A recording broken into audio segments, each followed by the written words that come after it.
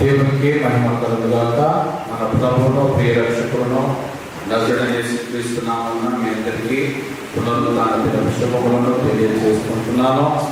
మరి ఒక పునరుత్థాన దినమున ప్రభు సన్నిధిలో ఆయన స్తుతించి ఆరాధించి గణపరచుటకు దేవుడు అనుగ్రహించిన శ్రేష్టమైన ధన్యతను బట్టి కూడా మన ప్రభువుకు వందనస్తులమైతున్నాం. హల్లెలూయా, హల్లెలూయా. చూడండి, గడిచిన వారం నుండి కూడా మనము ప్రభువైన యేసుక్రీస్తుకు మరియు శిష్యులకు మధ్య జరుగుతున్నటువంటి సంభాషణను మనం ధ్యానిస్తున్నాము. రెండవ రాకడకు మరియు యుగ సమాప్తికి సూచనలు ఏమిటని శిష్యులు ఏకాంతముగా ప్రభువుని అడిగినప్పుడు ప్రభు వారికి బోధిస్తున్నటువంటి సంభాషణను మనం ధ్యానిస్తున్నాము. ఇది 4వ భాగము. 4వ భాగంలో పోయినసారి 4వ భాగమే 2 మాటలు మనం ధ్యానిస్తున్నాము సందేశం ఏగా. ఈ దినమున మిగతా మాటలు ధ్యానించుదాము. ఇది 46వ సంభాషణలో 4వ భాగంలో 2వ భాగంగా మనం ధ్యానిస్తుంటున్నాము. మొదటి 2 మాటలు మనము పోయిన వారం ధ్యానిస్తున్నాము. మొదటి మాట, నా మాటలు ఏమాత్రమునో గతింపవు. రెండవ మాట, నోవహు దినములు. ఈ 2 మాటలు ధ్యానించాము. ఈ దినమున 3వ మాటను ధ్యానించుదాం. చూడండి, మత్తయి సువార్త 24వ అధ్యాయము 40వ వచనం నుండి 44వ వచనం వరకు చదువుకుందాం. ఆ కాలమున ఇద్దరు పొలంలో ఉందరు, ఒకడు తీసుకొని పోబడను, ఒకడు విడిచిపెట్టబడను. ఇద్దరు స్త్రీలు తిరగలి విసరుచుందరు, ఒకతే తీసుకొని పోబడను, ఒకతే విడిచిపెట్టబడను. కావున ఏ దినమున మీ ప్రభు వచ్చునో మీకు తెలియదు గనక మెలకువగా ఉండుడి. ఏ జామున దొంగ వచ్చునో ఇంటి యజమానునికి తెలిసి ఉండిన ఎడల అతను మెలకువగా ఉండి తన ఇంటికి కన్నము వేయనీయడని మీరు ఎరుగుదురు. మీరు అనుకోని గడియలో మనుష్య కుమారుడు వచ్చును గనకనే మీరును సిద్ధముగా ఉండుడి. 3వ మాట, ఏ మాట? 3వ మాట, సిద్ధముగా ఉండుడి. ఓకే, లైన్లో వచ్చారు.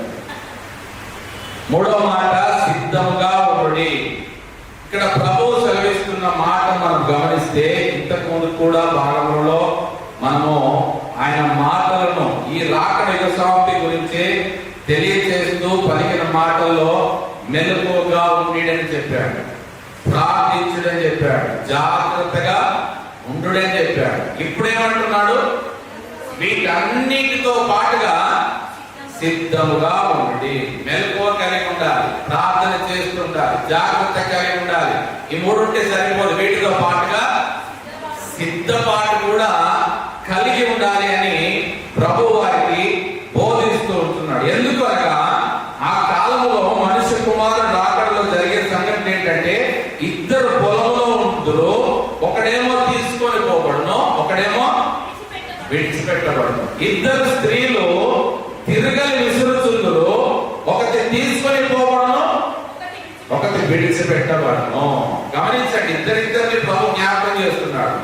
పొలంలో పని చేస్తున్నటువంటి ఇద్దరిలో ఆ సమయం వచ్చినప్పుడు ఒకరు ఎత్తుకొని పోబడతారు, ఒకరు విడిచిపెట్టబడతారు.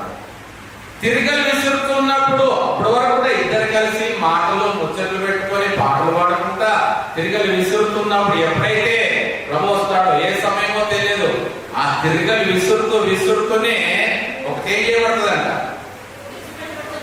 కొన్ని పోబడుతుంది, ఒకటి విడిచిపెట్టబడుతుంది. అయ్యో, ఇంతసేపు నాతోనే ఉంది, ఇంతసేపు నాతోనే ఉంది, ఇంతసేపు ఇద్దరం కలిసి మేము తిరగలి విసిరామే, మేము ఇద్దరం కలిసి వ్యవసాయం చేస్తున్నామే, ఇద్దరం కలిసి మేము పనులు చేస్తున్నామే. ఇంకొక సువార్తను రాయబడిన మాట ఏంటంటే, ఇద్దరు ఒక మంచం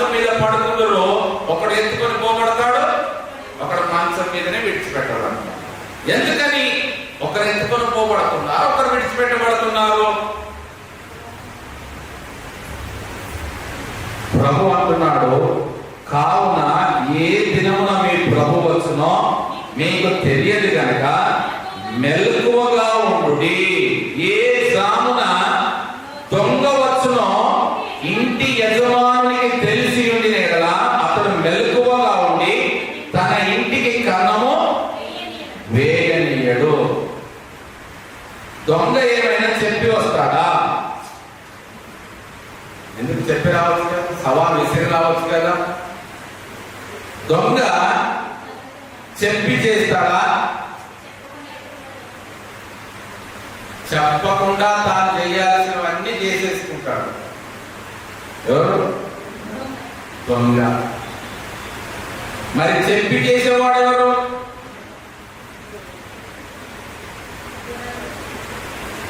దొర అయితే చెప్పి చేస్తాడు,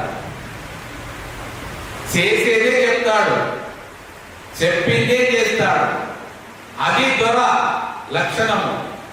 దొంగ ఏ సమయానికి వస్తాడో ఏమి చేస్తాడో చెప్పకుండా చేస్తాడు. ఎందుకు?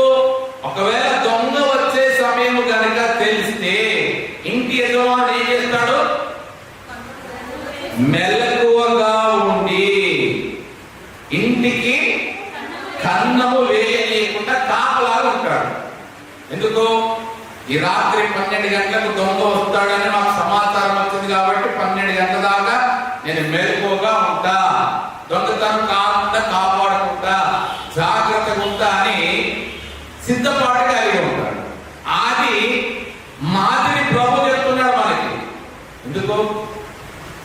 ప్రభు కూడా ఎలా వస్తాడంట? ప్రభువును కూడా దొంగని చేసేస్తున్నామే.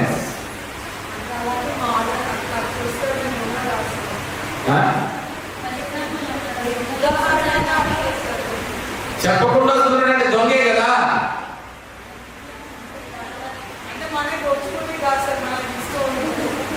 దొంగ చేసే పని కూడా అదే.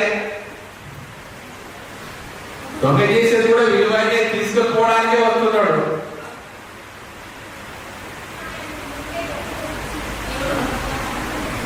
ముందుగానే చెప్పి ఉన్నాడు. కానీ ఎందుకు మరి సమయం చెప్పట్లేదు? నేను వస్తానని చెప్తున్నాడు, కానీ నేను ఎప్పుడు వస్తానో చెప్పట్లేదు. ఏ దినమున వస్తానో, ఏ రాత్రి వస్తానో, ఏ జామున వస్తానో ఎందుకు చెప్పట్లేదు? ఎందుకు ఆ సమయం కానీ, ఆ గడియ కానీ, ఆ దినము కానీ ఎందుకు చెప్పలేదు?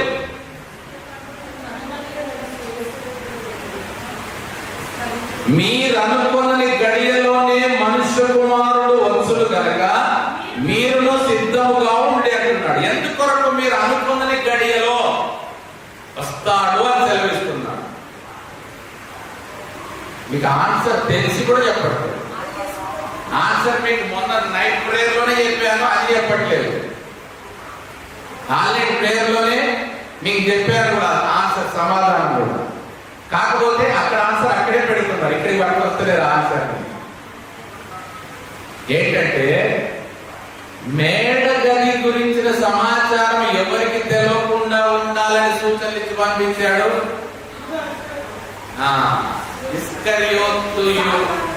ఇస్కరియోతు యూదా తెలవకుండా ఉండాలనే పలానింటికి వెళ్ళండి, పలాని యజమాని దగ్గరికి వెళ్ళండి, నీళ్ళకుండా మోసుకొని వెళ్ళేవాడు కనబడతాడు, సూచనలన్నిటికీ ఇచ్చాడు.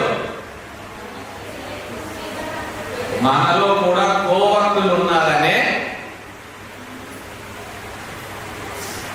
దేవుని పిల్లలలో కూడా సాతాను సంబంధులు ఉన్నారనే, దేవుని మందలో, గొర్రెల మందలో గొర్రె చర్మము కప్పుకున్న తోడేలు ఉన్నారనే సమయం చెప్పట్లేదు.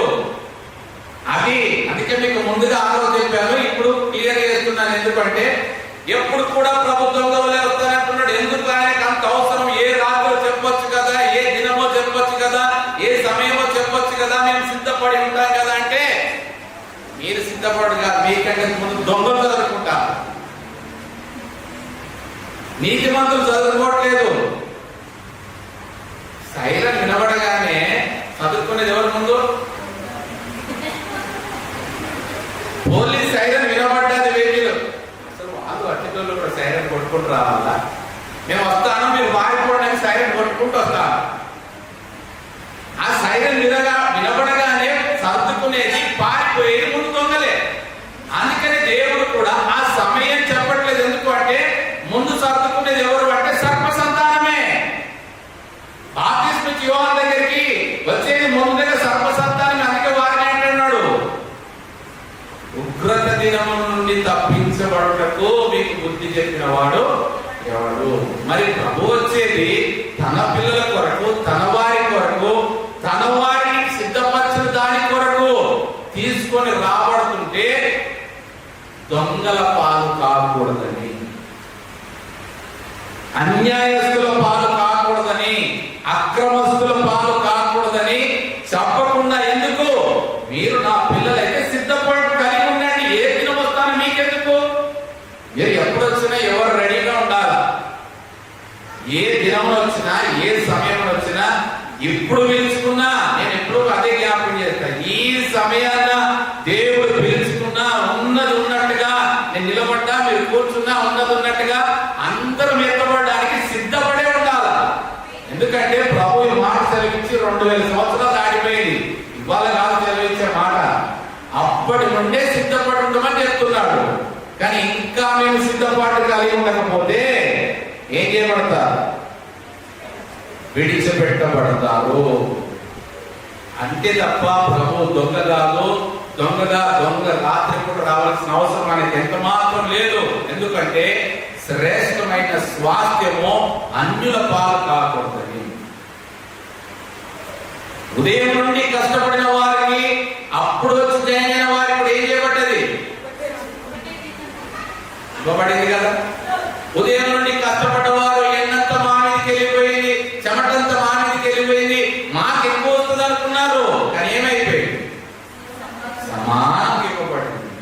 కానీ ప్రభు ఏంటంటే తన వారి కొరకు సిద్ధపరిచిన ఆహారము, ఆశీర్వాదము తన పిల్లలకే చెందాలి.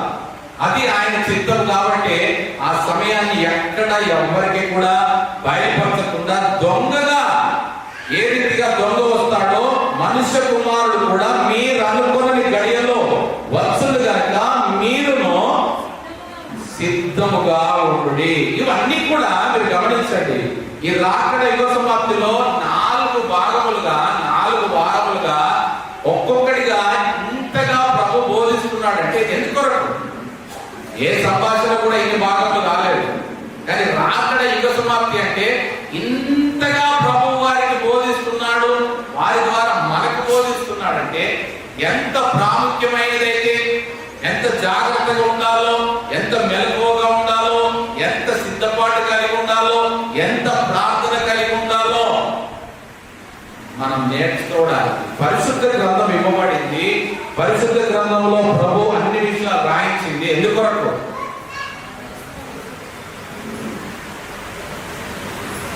అజ్ఞానులుగా ఉండడానిక? జ్ఞానులుగా మార్చబడడానికి. ప్రభువు పరిశుద్ధ గ్రంథం ఇచ్చింది పోజులు ఇచ్చి ఫోటో తీయడానికి కాదు. పరిశుద్ధ గ్రంథం ఇచ్చింది స్టైల్ గా పట్టుకొని తిరగడానికి కాదు. పరిశుద్ధ గ్రంథం ఇచ్చింది తలాపున పెట్టుకొని భయంకరమైన కలలు రాకుండా మంచి నిద్రపోవడానికి కాదు. పరిశుద్ధ గ్రంథం ఇవ్వబడింది ఎందుకంటే అజ్ఞానములో నుండి జ్ఞానములోనికి రావడానికి. అందుకొరకే ప్రభు ఇవన్నీ రాయించి వీటి ప్రకారంగా మీరు జీవించండి అని తెలియజేస్తున్నాడు. చూడండి, లూకా సువార్త 17వ అధ్యాయము 28వ వచనం నుండి గమనించండి. లూకా 17:28 నుండి. లోతు దినములలో జరిగినట్టును జరుగును, జనులు తినుచు త్రాగుచు కొనుచు అమ్ముచు నారు నాటుచు ఇండ్లు కట్టుచు నుండి. అయితే లోతు సొదొమ విడిచిపోయిన దినమున ఆకాశం నుండి అగ్ని గంధకములు కురిసి వారిని అందరినీ నాశనం చేసెను. ఆ ప్రకారమే మనుష్య కుమారుడు ప్రత్యక్షమగు దినమున జరుగును. పోయిన వారము ఏ దినము చూసాము? నోవాహు దినములు. ఇప్పుడు ఏ దినములు వచ్చినాయి? మళ్ళీ లోతు దినములు.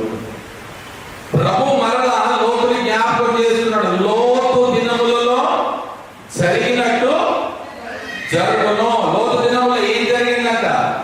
జనులు తినొచ్చు, త్రాగొచ్చు, కొనొచ్చు, అమ్ముచు, నారు నాటుచు, ఇండ్లు కట్టుచుండ్రి. వ్యాపారం ఎక్కువైపోయింది లోతు దినంలో. కొనడం, అమ్మడం, ఇల్లు కట్టడము, అమ్మడము, నారు నాటడము, పొలములు పండించుకోవడం, ఇవన్నీ కూడా వ్యాపారంలో మునిగిపోయారు. గమనించండి, దేవుడు ఏది కూడా చెప్పకుండా చేయలేదు. ఎక్కడైనా ఏదైనా గమనించండి, చెప్పకుండా దేవుడు ఏది చెయ్యడు. ఆయనకు అంత అవసరం లేదు. దొంగగా చేయాల్సిన అవసరం ఆయనకు లేదు. చెప్పి చేస్తాడే. మరి సొదొమ విషయంలో దేవుడు చెప్పి చేశాడా?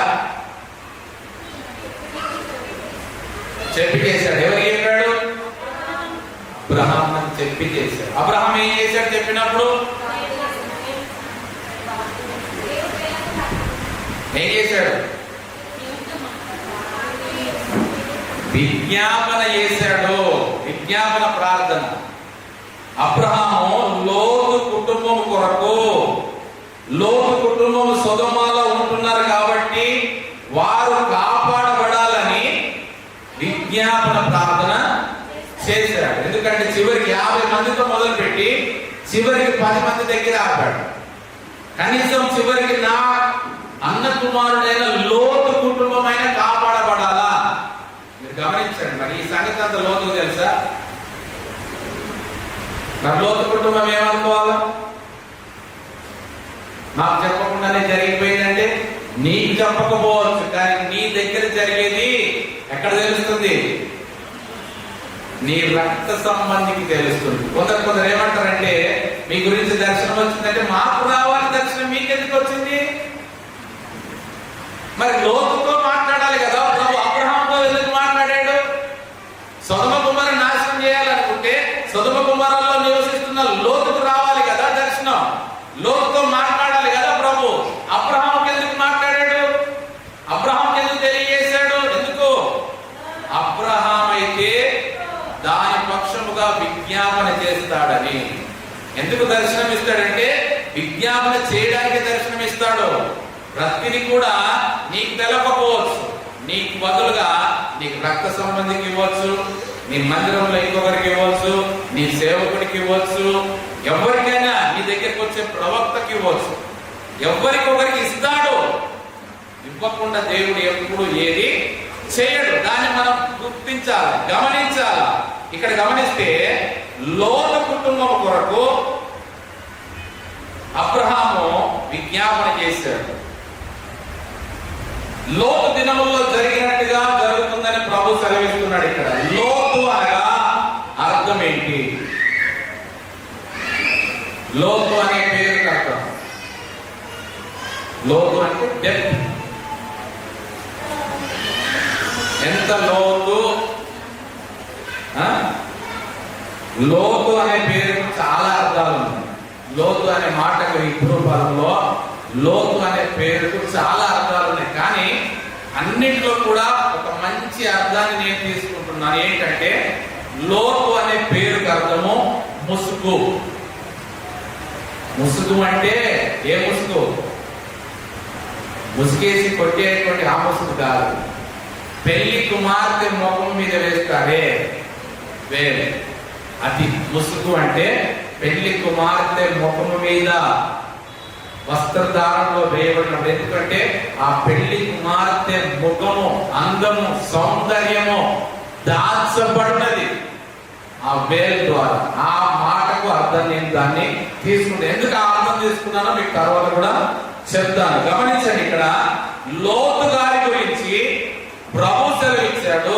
అలాగే మరి ఒక అపోస్తలుడు కూడా సెలవిస్తున్నాడు. గమనించండి, పేతురు గారు తన పత్రికలో రాస్తూ ఉంటున్నాడు లోతు గారి గురించి. 2వ పత్రిక, పేతురు రాసిన 2వ పత్రిక 2వ అధ్యాయము 4వ వచనం నుండి చదువుదాం.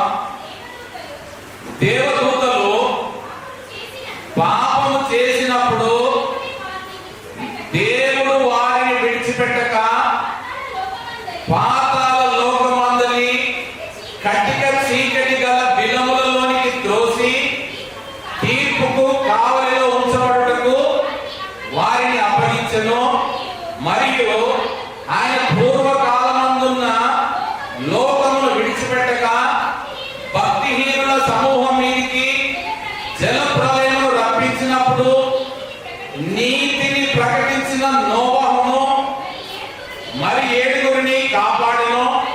మరియు ఆయన సొదొమ గొమొర్రాల పట్టణములను భస్మము చేసి ముందుకు భక్తిహీనులకు వారికి వాటిని దృష్టాంతముగా ఉంచుటకై వాటిని నాశనము విధించి దుర్మార్గుల కామ వికారయుక్తమైన నడవడి చేత బహుబాధపడిన నీతిమంతుడకు లోతును తప్పించెను. ఆ నీతిమంతుడు వారి మధ్యను కాపురం ఉండి తాను చూచిన వాటిని బట్టి వినిన వాటిని బట్టి వారి అక్రమమైన క్రియల విషయంలో దినదినము నీతి గల తన మనసును నొప్పించుకొనుచు వచ్చెను. దేవుడు చూడండి లిస్ట్ ఇస్తున్నాడు. దేవుడు పేతురు గారి ద్వారా ఒక లిస్ట్ ఇస్తున్నాడు. ఏ లిస్టు? ఏ లిస్ట్ ఇచ్చాడు? అక్రమంలో ఉన్న వారిని అందరినీ ఎలాగ నాశనం చేశాడో లిస్ట్ ఇస్తున్నాడు. ముందు 4వ వచనం చూడండి ఏమంటున్నాడు? దేవదూతలు పాపము చేసినప్పుడు దేవుడు వారిని, అయ్యో నా దూతలు కదా అని చెప్పేసి ఏమన్నా గ్రేస్ ఇచ్చాడా?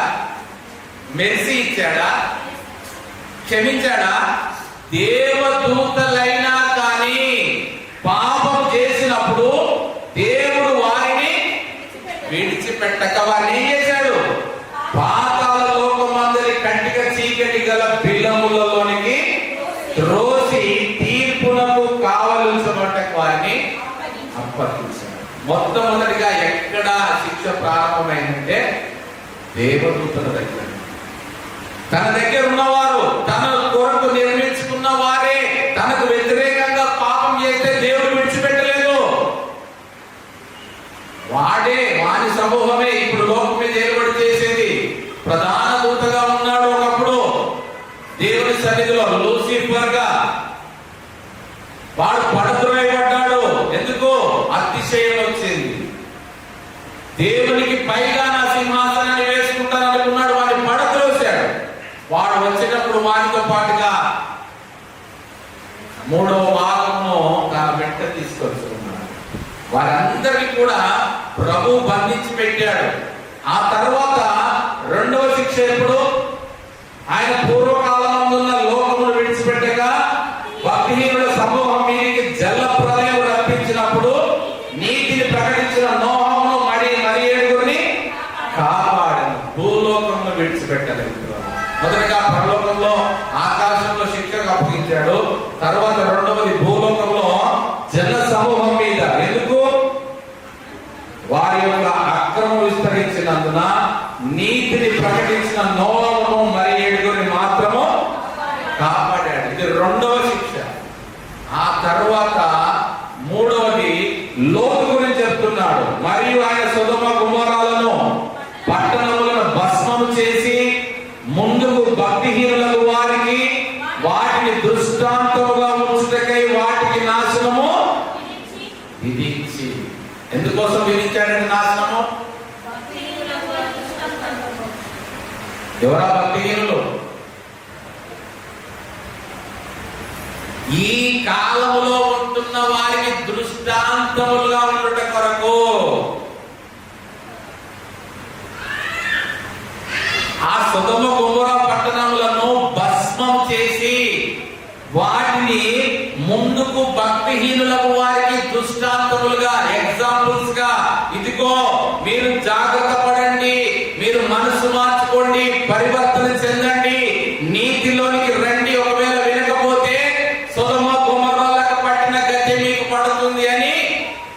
దృష్టాంతములుగా ఉండట కొరకు దానికి నాశనాన్ని విధించి, ఇక్కడ గమనించండి, దుర్మార్గుల 7వ వచనము, కామ వికారయుక్తమైన నడవడి చేత బహుబాధపడిన నీతి మంతుడకు లోతును తప్పించెను.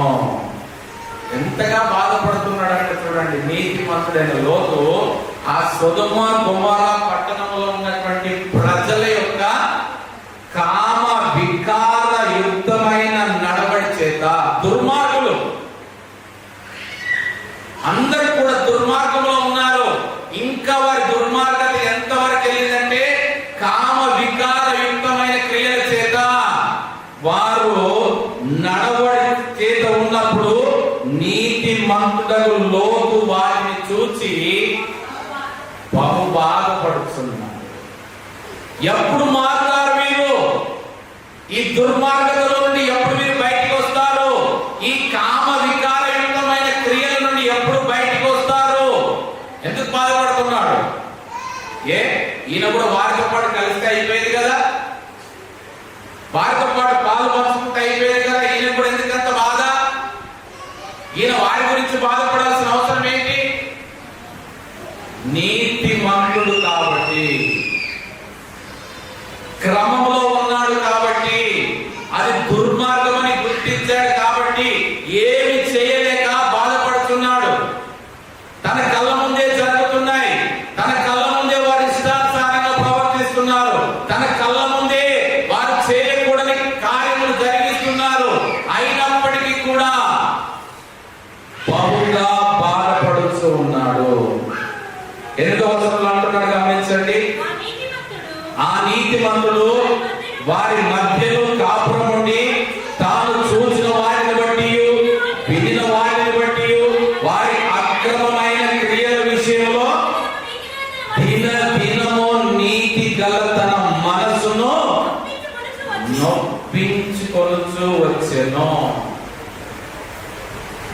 ప్రతిదినం గమనిస్తున్నాడు, ప్రతిదినం చూస్తున్నాడు, ప్రతిదినము వారి గురించి ఏం చేస్తున్నాడు? వింటున్నాడు.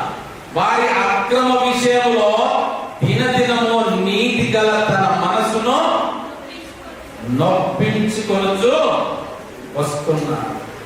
మరి వారిని ఎందుకు నొప్పియట్లేదు? తనెందుకు బాధపడుతున్నాడు? తనెందుకు నొచ్చుకుంటున్నాడు? తను మాత్రమే ఎందుకు అంతగా బాధపడుతున్నాడు తప్ప మరి వారిని ఎందుకు నొప్పియట్లేదు? వారిని ఎందుకు బాధించట్లేదు? వారు అక్రమం చేసేది వారైతే బాధ ఈయనకి ఏం అవసరం లేదు. చూసి చూడనట్టుగా వెళ్ళిపోతే అయిపోతుంది కదా. నీకు అవసరమా? వాళ్ళు అదే అంటారు, అయ్యా మిమ్మల్ని చూస్తే నాకు బాధ అవుతుంది అయ్యా, మీరు పాపంలో ఉన్నారయ్యా, అక్రమంలో ఉన్నారయ్యా, మీరు రండి అయ్యా, మీరు బయటికి రండి, భక్తిలోనికి రండి, దేవుల్లో ఉన్నాడంటే నీకెందుకయ్యా బాధ? మాకు ఇక్కడే బాగుంది, మేము ఇలాగే ఉంటాము, మా ఇష్టం మా తెలుసా, మా ఇష్టం, నీకెందుకు బాధ? నీకు అంతగా బాధ ఉంటే బాధపడుకో, నాకు సంబంధం లేదు. దినదినము, ఒక వారం కాదు, ఒక నెల కాదు, దినదినము. మరి గమనించండి ఒక మాట, ఏంటి ఈయనకి ఇంత అవసరం ఏంటి చెప్పండి? నేను అదే చదిగా, లోతు ఆ సొదొమ గొమొర్రా ప్రజల గురించి అంత తెలుసు, వారు ఎలాంటి వారో తెలుసు, వారి నడవడి ఏంటో తెలుసు, వారి దుర్మార్గం తెలుసు, వారి అక్రమం తెలుసు, వారి అక్రమ కార్యాలు తెలుసు. అయినప్పటికీ దినదినము నొచ్చుకుంటుంటున్నాడు కానీ ఎందుకు వెళ్ళిపోవట్లేదు అక్కడ నుండి?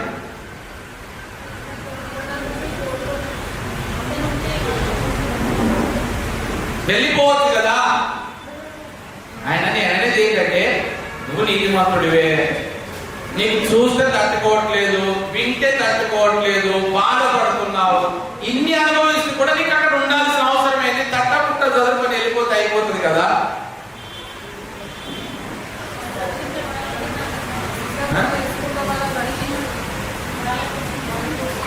ఏ వింటలేదు కాబట్టి బాధపడుతున్నాడు, దినదినం వినట్లేదు కాబట్టి చెప్తున్నాడు. నోవహు ఏం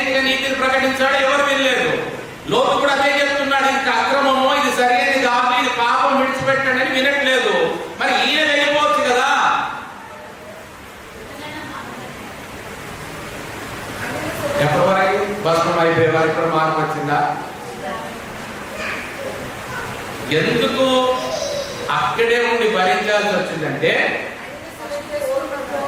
కోరుకున్నాడు కాబట్టి,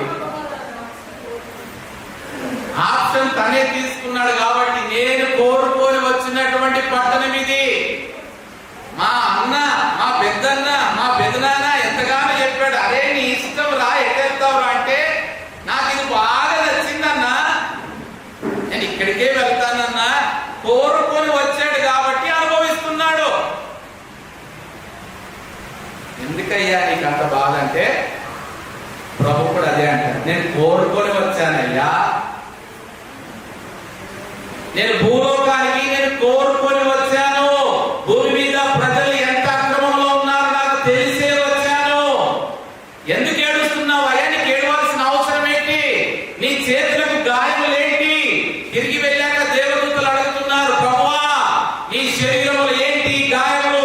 వెళ్ళేటప్పుడు నువ్వు ఎలా వెళ్ళావు, ఇటు వచ్చినప్పుడు ఎలా వచ్చావంటే, ఇది నేను ప్రేమించిన వారి ఇంట ఉండగా నాకు తగిలిన గాయం, ఇది నా సన్మానము. నేను కోరుకొని వెళ్ళాను, నేను కోరుకొని నివసిస్తున్నాను, నేను కోరుకొని ఇవన్నింటినీ కూడా అనుభవిస్తున్నాను. అది లోక సమాధానం. ఏంటి అక్కడ మరి జరిగే కామ వికారయుక్తమైన నడవడి క్రియలు ఏంటివి అవి? ఇవాళ రేపు జనాలందరికీ వాట్సాప్లు వచ్చి, ఇంటర్నెట్ వచ్చి, ఇప్పుడు వచ్చి తెలుస్తున్నాయి. కానీ హోమోసెక్స్, లెస్బియనిజము, సేమ్ సెక్స్ ఇవన్నీ ఎక్కడి? సొదొమ గొమొర్రా స్టైల్. అది ఏ బ్రాండ్? అది సొదొమ గొమొర్రా బ్రాండ్. అది ఇప్పటిది కాదు బ్రాండ్, ఇప్పుడు తయారు చేసింది కాదు, ఆ కాలంలోనే ఉన్నాయి. దేవుడు ఏర్పాటు చేసిన సృష్టికి విరుద్ధంగా స్త్రీ పురుషుల కలయికను దేవుడు ఏర్పాటు చేస్తే, ఆ దేవుడు ఏర్పాటు చేసిన క్రమాన్ని విడిచిపెట్టి స్త్రీ స్త్రీతో అక్రమ సంబంధం, పురుషుడు పురుషుడితో అక్రమ సంబంధం, ఒక్కరు ఇద్దరితో అక్రమ సంబంధం, ఇద్దరు నలుగురితో అక్రమ సంబంధం. ఇంకా విపరీతమైనది ఏంటంటే, ధర్మశాస్త్రంలో దేవుడు అనుగ్రహించిన ఆజ్ఞలు చదువుతుంటే ఇప్పుడు జరుగుతున్నాయా అప్పుడు జరిగినాయి అనిపిస్తుంది. స్త్రీలు జంతువులతో కూడా పాల్గొనకూడదని ఆజ్ఞ ఇచ్చాడు ముందే. ఎందుకు? అక్కడ అలా జరుగుతున్నాయి కాబట్టి. ఇలాంటి కామ వికారయుక్తమైన నడవడి చేత లోతు దినదినము కూడా నీతిమంతుడగు లోతు తన మనసును నొప్పించుకొనుచు వచ్చాను. గమనించండి, ఇక్కడ ప్రభువు లోతును మన జ్ఞాపకం చేస్తున్నాడు, లోతు దినములు జ్ఞాపకం చేస్తున్నాడు అంటే మీరు గమనించండి. నోవహు తర్వాత దేవుడు ఏర్పాటు చేసుకున్నది ఎవరిని? పిలుచుకున్నది, ఏర్పాటు చేసుకున్నది ఎవరిని? అబ్రహామునే. డౌట్ లేదు. మొదట ఆదాము, రెండవది నోవహు, మూడవది అబ్రహాం. అబ్రహాం ఏర్పాటు చేసుకొని పిలిచినప్పుడు అబ్రహాం వెంబడి వచ్చిన వాడెవరు? లోతు. దేవుడు అబ్రహాం పిలిచినప్పుడు అబ్రహాం ఏంటి వచ్చాడు? అబ్రహాం ఉన్నటువంటి మంచి పేరేంటి? విశ్వాసులకు తండ్రి కదా. అబ్రహాము దేవుడు పిలిచినప్పుడు వచ్చాడు విశ్వాసులకు తండ్రిగా. మంచి గొప్ప పేరు. ఇప్పటికీ కూడా విశ్వాసం గురించి పిలువగానే ఫస్ట్ వచ్చేది ఎవరు?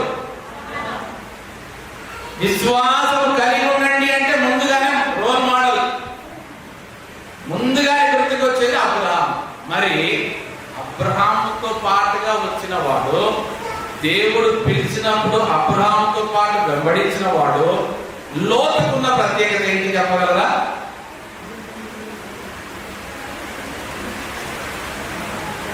అబ్రహాముతో వచ్చాడంటే అబ్రహాము భయభక్తుల్లో ఎంతో కొంత, ఆయన అనుసరణలో ఆయనతో పాటుగా ఉన్నప్పుడు ఎంతో కొంత ఈయనకు కూడా అమ్ముతుందా పోదా? మరి ఈయనకున్న ప్రత్యేకత ఏంటి? లోతుకున్న ప్రత్యేకత ఏంటి?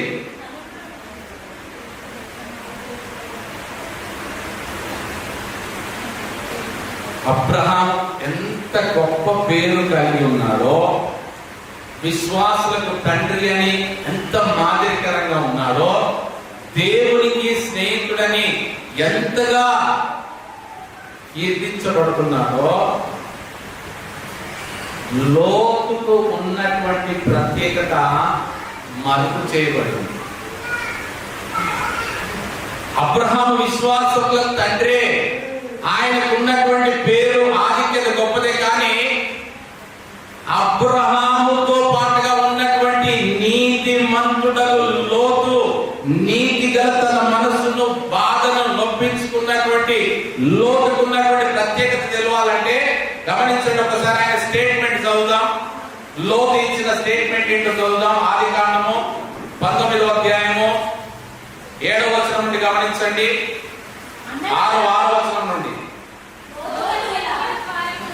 లోతు వెలుపల ద్వారం వద్దనున్న వారి దగ్గరకు వెళ్ళి తన వెనుక తలుపు వేసి, అన్నలారా, ఇంత పాతకము కట్టుకొనకుడి, ఇదిగో పురుషుని కూడని 2 కుమార్తెలు నాకున్నారు. సెలవైతే వారిని మీ యొద్దకు వెలుపలికి తీసుకొని వచ్చేదను. వారిని మీ మనస్సు వచ్చినట్లు చేయుడి. ఈ మనుషులు నా ఇంటి మీదకు వచ్చి ఉన్నారు కనుక వారిని మీరేమి చేయకూడదని చెప్పినప్పుడు వారు, నీవు అవతలికి పొమ్మనిది. ఇది చదవగానే, ఈ లోతు స్టేట్మెంట్ చదవగానే మనకేమనిపిస్తుంది చెప్పండి?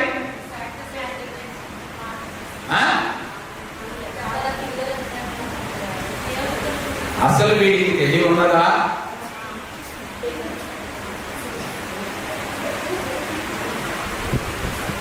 వీడికి మతి ఉన్నదా? వీడికి ఏమైనా మతిపోయిందా? వీడేమైనా త్రాగి ఉన్నాడా? లేకపోతే ఆ 2 కుమార్తెలు వీడి కన్న పిల్లలేనా?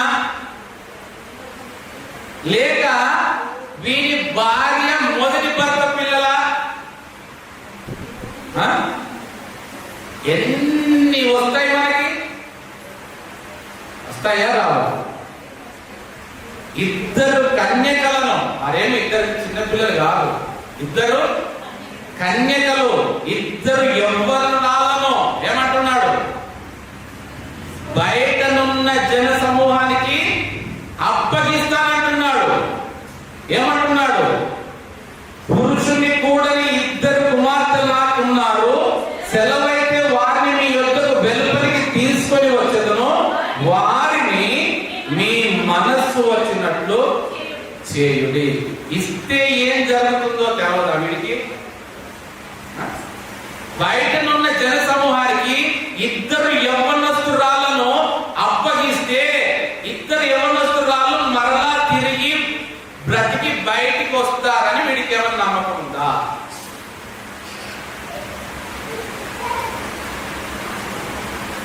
అలాంటి వాడు వీడు అసలు మనిషేనా?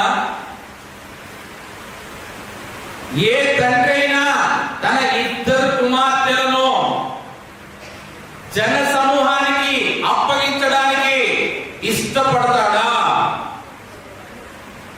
ఇవన్నీ మనం అంటున్నాం కదా. మరి ఇవన్నీ చేసింది ఎవరి కొరకైనా? దేవదూతలు అని చెప్పించారా?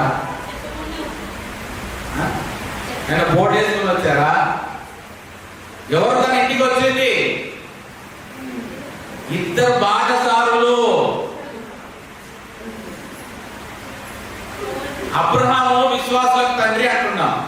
అబ్రహామును ఎలా విశ్వాసులకు తండ్రి అయ్యాడు? తన కుమారుడైన ఇస్సాకును బలిగా అర్పించడానికి సిద్ధపడ్డాడు. బలి అడిగింది ఎవరు? దేవుడు అడిగాడు కాబట్టి బలిగా ఇవ్వడానికి సిద్ధపడ్డాడు కాబట్టి దానికి ఒక రీజన్ ఉంది. మరి లోతును అడిగింది ఎవరు?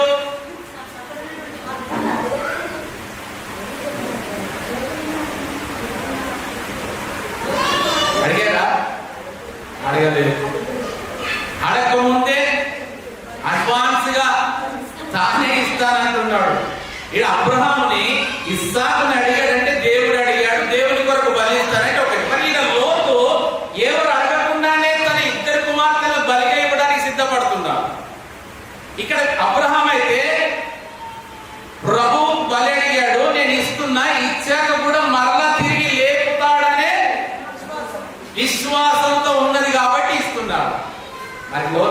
విశ్వాసం ఉన్నదా? ఇద్దరు యవన స్త్రీల జీవితాలు పాడు చేశాక బ్రతుకుతారో కూడా లేదో, వారు మరణ తిరిగి బ్రతికింపబడతారు వస్తారనే ఏమన్నా విశ్వాసం నమ్మకం ఉన్నదా?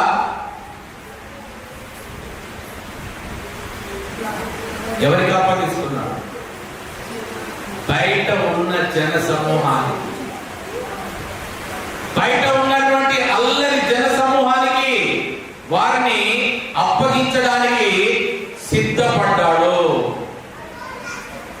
లోతు అడిగింది దేవుడు కాకపోయినా కూడా ఎవరి కొరకు లోతు ఇంతగా చేస్తున్నాడు. చూడండి, మొదటి వచనం నుండి మనం గమనించినట్లయితే, ఆ సాయంకాలంలో ఆ ఇద్దరు దేవదూతలు సొదొమ చేరినప్పటికీ లోతు సొదొమ గమనిలో కూర్చొని ఉండెను. లోతు వారిని చూచి వారిని ఎదుర్కొన్నట్టు లేచి సాష్టాంగ నమస్కారం చేసి, నా ప్రభువులారా, దయచేసి మీ దాసుని ఇంటికి వచ్చి రాత్రి వెళ్ళబుచ్చి కాళ్ళు కడుక్కొనడి, మీరు పెందలకడ లేచి మీ త్రోవలు వెళ్ళవచ్చునెను. అందుకు వారు, అలాగూ కాదు, నడి వీధిలో రాత్రి వెళ్ళవచ్చును అని చెప్పి, అయినను అతడు మిక్కిలి బలవంతం చేసినప్పుడు వారు అతని తట్టు తిరిగి అతని ఇంట ప్రవేశించిరి. అతడు వారికి విందు చేసి పొంగలి రొట్టెలు కాల్చగా వారు భోజనం చేసిరి. ఏమని చెప్పేశారా? లేదంటే మేము ఉంటాము, మాకు స్టే ఇవ్వండి అని అడిగారా? వాళ్ళు వారి దారిని ఏదో వారు వెళ్ళిపోతుంటే సొదొమ గొమొర్రా గుమ్మం దగ్గర లోతు కూర్చొని ఉండి వారిని పిలిచి బ్రతిమిలాడి, ఈ రాత్రి ఎక్కడ మీరు బస చేయాలా? మా ఇంటికి రండి, మా ఇంటిలో బస చేయండి, మీ కొరకు భోజనం సిద్ధపరుస్తాను, భోజనం చేసి తెల్లారి మీరు మీ దారిన మీరు వెళ్ళవచ్చునంటే వాళ్ళు అంటున్నారు, అలా కాదు, నడి వీధిలో మేము రాత్రి అంతా బయటనే ఉంటాము, మాకు గృహం అవసరం లేదు, మాకు బస అవసరం లేదు. ఎందుకు? వాళ్ళు చెప్పిన దాంట్లో కూడా మంచి ఏంటది? నేను బయట ఉంటేనే నీ కుటుంబం సేఫ్. నీ కుటుంబంలోనికి, నీ గృహంలోనికి మమ్మల్ని చేర్చుకుంటే నీకేమొస్తుంది? ఇబ్బందులు వస్తాయి. నువ్వేమో పిలిచినందుకు ప్రేమగా భోజనం పెడతానంటున్నావు, కానీ భోజనం పెడితే ఏమొస్తాయి? ఇబ్బందులు వస్తాయి. వాళ్ళు ముందే చెప్తున్నారు, అయ్యా మేము రాము, మేము రాత్రి బయటనే వెళ్ళబుచ్చుతాము, మమ్మల్ని అనవసరంగా ఇంటికి పిలువకు అంటే ఎన్నడు అలవకు. బ్రతిమిలాడినప్పుడు ఇంకో లెవెల్. మిక్కిలి బ్రతిమిలాడి వారిని తన ఇంటిలోనికి చేర్చుకున్నాడు. వారికి విందు చేసి పొంగల రొట్టెలు కాల్చగా వారు భోజనము చేసిరి. వీరి కొరక లోతు తన ఇద్దరి కుమార్తెలను పరంగా పెట్టింది. పాఠశాల కొరకు దేవదూతలని కూడా తెలియదు. ఎందుకు ఇంతగా చేస్తున్నాడంటే వారు తెలియకనే ఆతిథ్యము ఇచ్చిరి అన్న రీతిగా. మన దగ్గర కూడా మన పితరులు, మన భారతదేశంలో కూడా చెప్తారు, ఏమని? అతిథి దేవో భవ. అతిథులు దేవునితో సమానము. ఏ అతిథిలో ఏ దేవుడు దాకుంటాడో, ఏ అతిథికి సత్కారం చేస్తే అది దేవుని దగ్గరికి చేరుతుందో ఆ ప్రతిఫలం మేము పొందుకుంటాము అని అదే పని లోతు తగ్గిస్తున్నాడు. తన ఇంటికి ఇద్దరు బాటసారులను తోడుకొని వచ్చి వారికి విందు చేస్తే, వారు దేవుని దూతలని తెలియకనే వారు విందు చేస్తే, చూడండి ఆ కుమార్తెలు కూడా ఎలాంటి వారంటే వారు చూడండి 14వ వచనంలో, లోతుకు బయటికి వెళ్ళి తన కుమార్తెలను పెండ్లాడనై ఉన్న తన అల్లులతో మాట్లాడి, లెండి ఈ చోటు విడిచిపెట్టి రండి, యెహోవా ఈ పట్టణం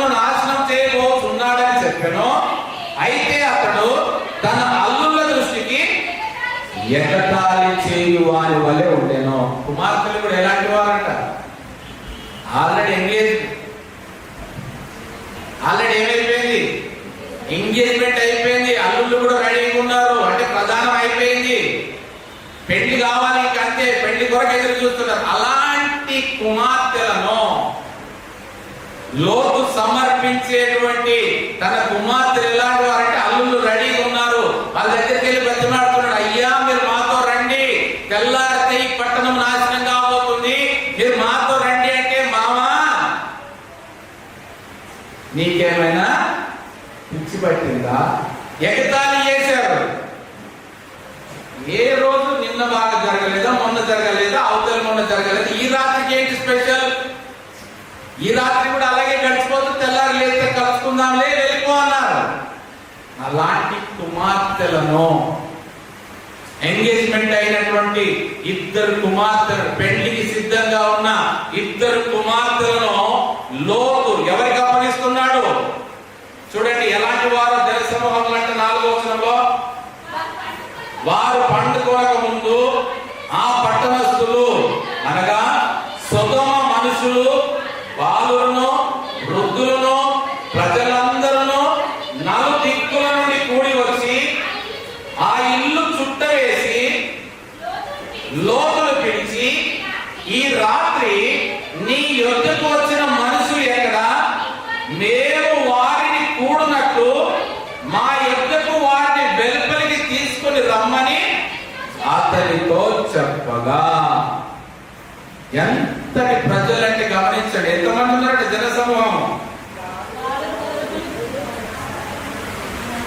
ఆ పట్టణస్థులు, సొదొమ మనుషులు, బాలురు, వృద్ధులు, ప్రజలందరూ నలుదిక్కుల నుండి కూడి వచ్చి ఆ ఇల్లు తిరిగేసుకున్నారు. ఇల్లు మొత్తం రౌండప్ చేశారు, ఇల్లు మొత్తం చుట్టూ వేశారు. ఇప్పుడు లోతును పిలుస్తున్నారు. ఏమని? లోతు, ఈ రాత్రి నీ యొద్దకు వచ్చిన మనుషులు ఎక్కడా? మేము వారిని కూడునట్లు మా యొద్దకు వారిని వెలుపలికి తీసుకొని రమ్మని అతనితో చెప్పగా.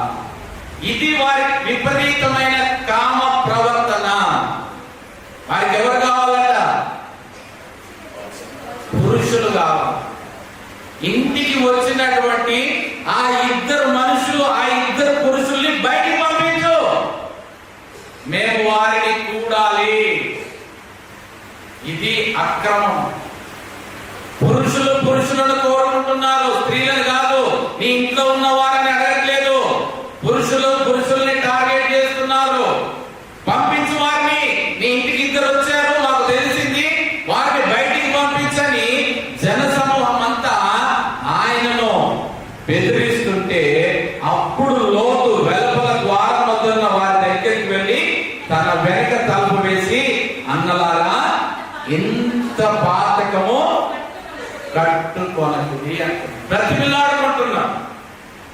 అన్నలారా ఇది సరి అయినది కాదు. బ్రతిలాడుకుంటున్నాడు. ఏ తమ్ముడు?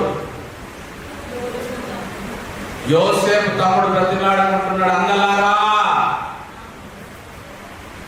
ఇంత పాతకము నాకు కట్టకుడి, నన్ను చంపకుడి, నన్ను చంపిన నేరం మీ మీదికి అక్రమముగా అన్యాయముగా మోసుకొనకుడి, అన్నలారా అని బ్రతిలాడుకుంటున్నాడు. అప్పుడు అర్థం కాలే అన్నలకి, తర్వాత అర్థమైంది. అప్పుడు పెద్దోడు అంటాడు, ఏమైపోయాడు పెద్దోడు చేసుడు? తర్వాత అంటాడు, నేను చెప్పలేదా? ఆ రోజు నేను చెప్తే మీరు విన్నారా? వాడిని విడిచిపెట్టమని నేను చెప్తే విన్నారా? వాడిని చంపద్దు అని చెప్తే మీరు విన్నారా? ఎప్పుడు? ప్రధానమంత్రి అయ్యాక ఊహించలే. వీడా ప్రధానమంత్రి అయ్యేది, వీడిగా నేను శాస్త్రానికి నమస్కారం చేసేది, వీడు మా కింద ఉండాల్సినోడు, మా ముందట ఉండాల్సినోడు, వీడి పని లేచి నిలబడితే మా పనులు వీడికి శాస్త్రాంగ నమస్కారము చేయాలా? లోతు కూడా బతిలాడుకుంటున్నారు. వారు అడిగేది అక్రమమే, వారు చేసేది అన్యాయమే. అయినా కూడా బయటికి వచ్చి తలుపులు వేసి, అన్నలారా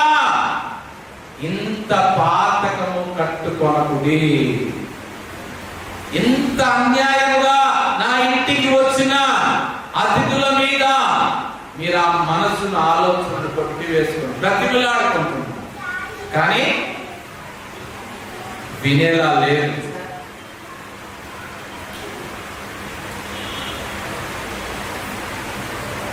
అప్పుడు తన ఇద్దరు కుమార్తెలను తన ఇంటికి వచ్చిన ఇద్దరు అతిథుల కొరకు గమనించండి. తన ఇంటికి వచ్చిన ఆ రాత్రి కాలంలో వీళ్ళేమన్నా రక్త సంబంధికుల 4 సార్లు ఏమైనా వచ్చిపోయిన వాళ్ళ, ఏమన్నా బహుమానాలు ఇచ్చిపోయిన వాళ్ళ, మరి ఎందుకు వాళ్ళ మీద ఇంత కన్సర్న్? ఈయనకి ఇద్దరు వ్యక్తుల కొరకు, ఇద్దరు అపరిచితుల కొరకు, ఇద్దరు బాటసారుల కొరకు, ఇద్దరు ఏదో రాత్రి కాలంలో వచ్చి కొద్దిగా తిరిగి పడుకొని గల్లారు వెళ్ళిపోయే వారి కొరకు తన కన్న ఇద్దరు కుమార్తెలు యవ్వనస్తురాలను సమర్పించుకుంటున్నాడు. ఆ జన సమూహం చూస్తూనే అర్థమైపోతుంది, వాళ్ళు ఎప్పుడు తలుపులు పగలగొట్టి ఇంటిలోకి దొంగగా చేరి ఆ ఇద్దరు మనుషులు ఎత్తుకొని పోవడానికి ఇల్లు చుట్టూగా ఉంటున్నారు. అందరూ ఏకమైపోయారు. అందరూ ఒకటే ఆలోచన. అందరూ ఏమేస్తున్నారు? కేకలు వేస్తున్నారు. వారి కేకలే ఏమయ్యాయి? వారి కేకలే గెలిచెను. యేసు క్రీస్తుకు కూడా వ్యతిరేకంగా జన సమూహం అంతా కూడా కేకలు వేస్తున్నారు ఆర్భాటంగా. ఏ కేకలు వేయాల్సిన కేకలు యెరికో పట్టణపు గుమ్మములు పడగొట్టబడడానికి వేయవలసిన కేకల్ని యేసు క్రీస్తును పడగొట్టడానికి వేస్తున్నారు. ఇక్కడ వీళ్ళందరూ కూడా పట్టణస్తులందరూ కూడా ఏకమైపోయి లోతును నాశనం చేయడానికి కేకలు వేస్తున్నారు. లోతు ఇంటికి వచ్చిన ఆ ఇద్దరు వ్యక్తులను నాశనం చేయడానికి కేకలు వేస్తున్నారు. అప్పుడు లోతు వారిని కాపాడుట కొరకు తన ఇద్దరు కుమార్తెల్ని పనంగా అప్పగిస్తారు. ఎంతమంది ఒప్పుకుంటారు ఇది సరి అయినదని? ఏ తల్లిదండ్రులు ఒప్పుకుంటారు ఇది సరి అయినదని? ఏ కన్న తల్లిదండ్రులు ఒప్పుకుంటారో ఇది సరి అయిన కార్యమని? ఉన్నారా?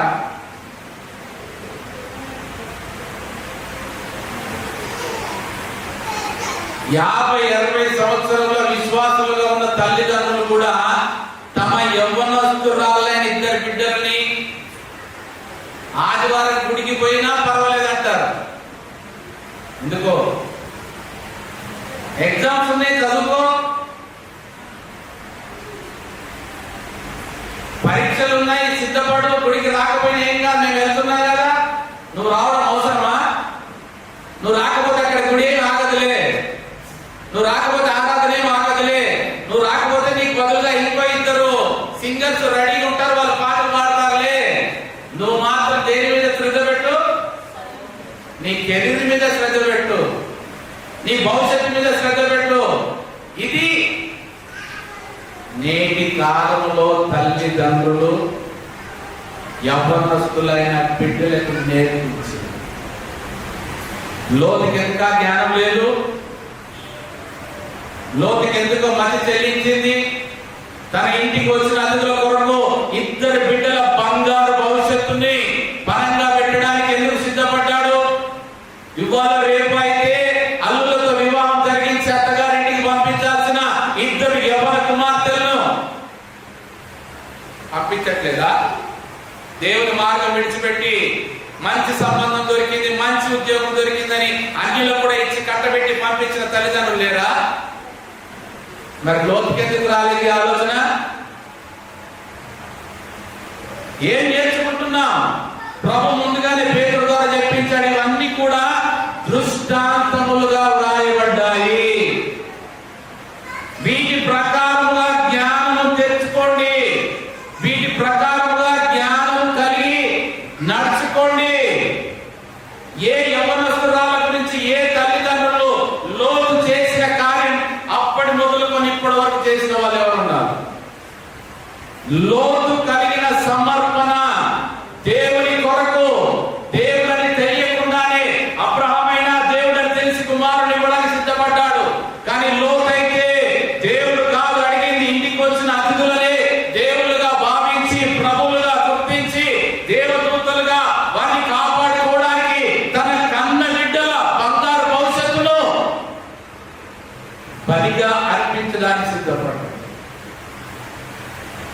ఆలోచిస్తున్నాడా? ఏమన్నా బిడ్డ దగ్గరికి వెళ్ళి ఏమన్నా చెప్పాడా?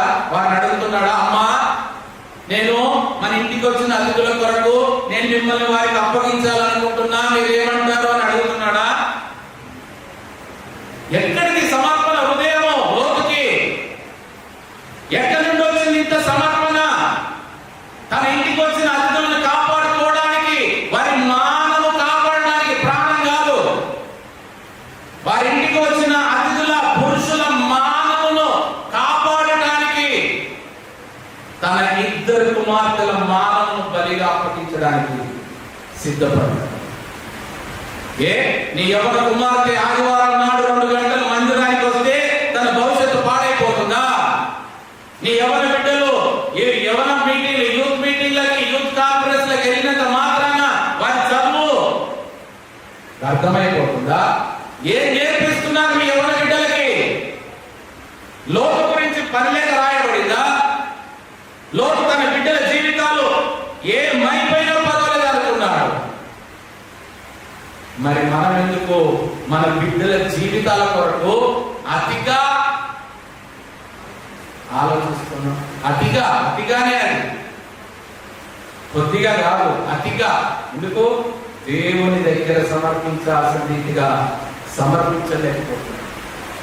అన్యాయస్తులు, అక్రమస్తులు, నీచమైన వారు, బుద్ధి లేని వారు, దుర్మార్గులని తెలిసి కూడా వారి చేతులకు తన బిడ్డలు అప్పగించాలని ఇష్టపడితే, మరి ప్రభువు చేతులకు అప్పగించడానికి నీ బిడ్డలకు ఎందుకు నీ మనసు రావట్లేదు? ప్రభు ఏమైనా వారిలాగా అన్యాయస్తుడా? ప్రభువులకు సమర్పిస్తే నీ బిడ్డల జీవితాలు బాగుపరచడం ఆయన చేత కాదా? నీ బిడ్డల జీవితాలను నాశనం చేసేవాడా ప్రభు? ఏంటి మరి నీ బిడ్డల గురించి ఎందుకు నీకు ఆలోచన రావట్లేదు? నా బిడ్డలని ప్రభు చేతికి అప్పగిస్తా, ఆయన ఇష్టం ఏం చేసుకుంటాడో చేసుకొని అని, ఆయన చిత్తం ఏమై ఉంటే అదే వారికి అనుగ్రహించబడుతుందని ఎందుకు రావట్లేదు? లోతు కలిగిన మనస్సు ఎంతసేపటికి లోతు అంటే ఒకటే కాన్సెప్ట్, మనకి మద్యం తాగి గుహల బిడ్డలతోటి పిల్లలు కన్నా ఆ బిడ్డల కొరకే కదా. ఇప్పుడు అనిపిస్తుంది, ఈ కార్యం జరిగినాక అనిపిస్తుంది, ఆ రోజు అనవసరంగా దీన్ని కాపాడా అనిపిస్తుంది.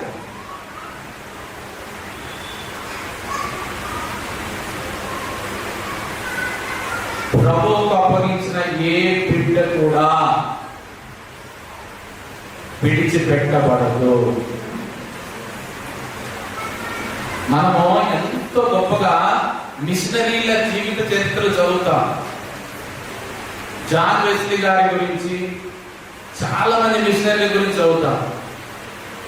వాళ్ళు 12 మంది సంతానం అయితే వారి తల్లి గారు సుసన్న గారు రాత్రి కాలం పనులన్నీ ముగించుకొని 12 మంది సంతానాలు పడుకుంటే ఒక్కొక్కరి దగ్గరికి వచ్చి ఒక్కొక్కరి మీద చేయి పెట్టి ఆమె ప్రార్థన చేసుకుంటూ తెల్లారేదంట. 12 మంది సంతానం కొరకు రాత్రంతా, ఉదయం అంతా పనులు చేసి రాత్రి భోజనం చేసి వారు పడుకున్నాక ఒక్కొక్కరి మీద చేయి పెట్టి ప్రార్థన చేసుకుంటూ వెళ్తే 12 మందికి తెల్లారితే మళ్ళా తెల్లారలేసి మరలా వంట పని, ఇంటి పని అన్ని చేస్తే ఆ తల్లి ప్రార్థన ఆ 12 మంది సంతానాన్ని ప్రపంచానికి మిషనరీలుగా ప్రభువు వాడుకున్నారు.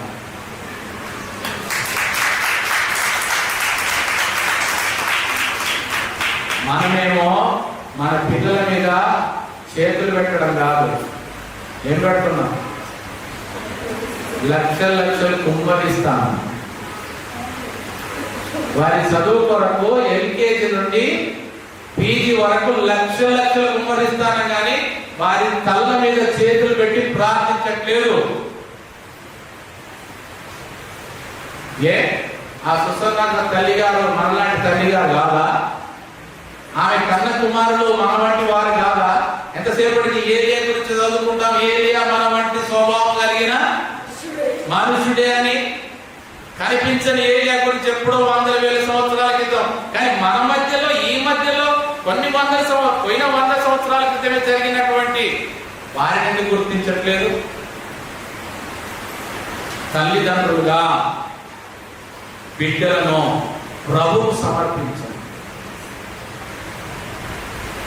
మీరు ఏం కావాలనుకుంటున్నారో వారి విషయంలో అది ప్రార్థన చేయండి. వారి మీద చేతులు పెట్టి ప్రార్థన చేయండి. తల్లిదండ్రులుగా మీకే ప్రథమ స్థానం మీ బిడ్డల మీద చెయ్యి పెట్టి ప్రార్థించే ఆధిక్యత దేవుడు మీకు ఇచ్చాడు. మీరు కన్న పిల్లలు వాళ్ళు. ఆ తర్వాత సేవకుడికి ప్రథమంగా తల్లిదండ్రులే బిడ్డలను ఆశీర్వదించేవారు. మీరు గమనించండి, ఇంతగా సమర్పించుకున్న తన బిడ్డల విషయంలో లోతులు దేవుడు విడిచిపెట్టాడా? సిద్ధపడ్డాడు.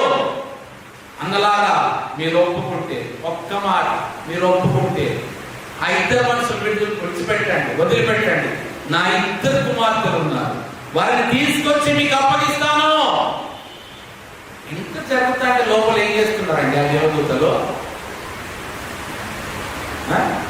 దేవదూతలు అనుకున్నాం కదా. మరి బయట ఇంత పోరాటం జరుగుతుంటే, ఇంత సంభాషణ జరుగుతుంటే, ఇంత వాగ్వాదం జరుగుతుంటే లోపల ఏం చేస్తున్నారు? మాకెందుకులే, అబ్బా మంచి పని చేస్తున్నాడు లోతు, మమ్మల్ని అయితే కాపాడుతున్నాడు,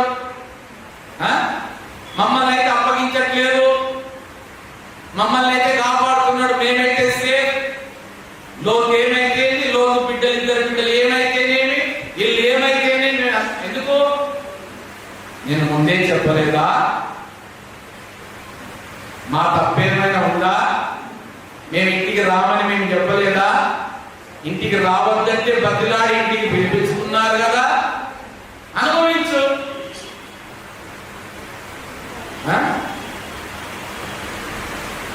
మేము రాము, మేము రోడ్డు మీదనే పడుకుంటాము, మాకు ఇక్కడే తెల్లారిపోని, మేము ఉదయం ఇంటే వెళ్ళిపోతామంటే కూడా పిలిచి బతిలాడి ఇంట్లో చేర్చుకున్నాడే, అనుభవించు.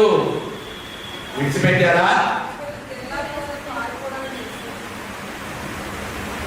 బయటిదంతా జరుగుతుంటే లోపల వాళ్ళు విడిచిపెట్టారా? ఏం చేశారు?